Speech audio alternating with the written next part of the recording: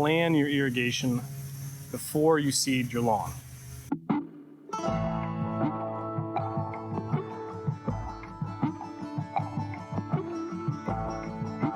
Welcome back to the channel, guys. Today I want to talk about the three most important parts of any seeding project. And you have three parts: seed, soil, and water, water, water. Before we get started, I just want to thank K-Rain Manufacturing for supplying me with the sprinklers I'm using. They provided multiple rotor sprinklers and multiple pop-up sprinklers. I used the Pro S for the pop-up and the RPS 50 for the rotor sprayers, and for the pop-ups they also provided an assortment of different nozzles, which are pretty awesome. Like I was saying, every single seeding project has three things: seed, soil, water. You can have crappy soil, you can have crappy seed, but if you have bad water, you're not going to grow any grass and have an amazing lawn. So what you have to do is make sure you have a very solid irrigation game plan. And if you do not have an underground irrigation system, you need to make sure that your above ground system is supreme, or else you will have poor germination and poor coverage. So let's start at the faucet. All right, if you can see back in here, I have a timer. Every irrigation system for growing grass needs to be on a timer. Do not trust yourself to turn it on when you need to. You might have to leave. You might want to leave. You might forget. Yeah, so make sure that you are controlling your above ground irrigation system with a timer. It can be 1 zone, it could be 4 zones, whatever. I'm not going to give you a recommendation on a product. I use an Orbit, it's okay. Probably would love to upgrade it, but I want to go underground. Things that you're going to need after you set in your timer on your hose bib, you're going to need a lot of hose, and you can get quite a bit of hose for relatively cheap. Now, this isn't the hose you're going to put on your, on your reel every year. This is not going to be your good garden hose. This is just the cheapest, crappiest hose. I get a 5/8 inch, and then I get 5/8 inch fittings for male and female, a yard spike, and you're good to go once you get your sprinklers and your riser. All right, to set up my system, I'm using a series of spikes that I bought at Menards for about $2. So there's an inlet and an outlet with a 1/2 inch insert up here, and I have, this is a 4-inch, 1/2 inch threaded piece on both ends. So then I'll take my sprinkler and screw it in like that. Now you can use Teflon tape, but I don't know what I did with it. I want to get this watered. All right, I'm just going to cut my hose.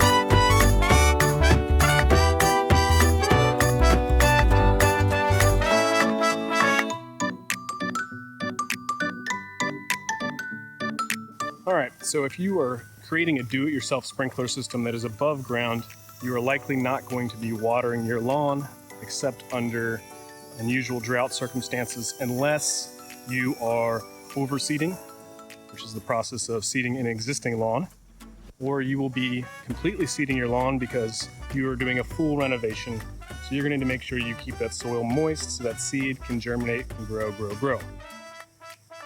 If you are doing a renovation or overseed, you need to be watering your lawn briefly about 4 times a day.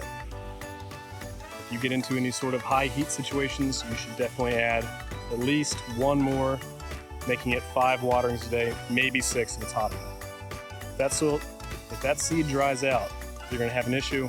and you're going to have to be reseeding your process over and over again, and your results will slowly diminish because we are facing freezing temperatures coming sometime in October for most of the northern area. Take away anything from this video, it's that you need to plan your irrigation before you seed your lawn. If you're going to be seeding your lawn, have a plan for irrigation. You have to. If you don't, you'll have poor germination, okay? And you will waste your seed. You'll still have your soil, but you will not have any grass. And that will suck, and you will not dominate the neighborhood. My video on my do-it-yourself above-ground irrigation system, brought to you by K-Rain. Thank you once again, K-Rain.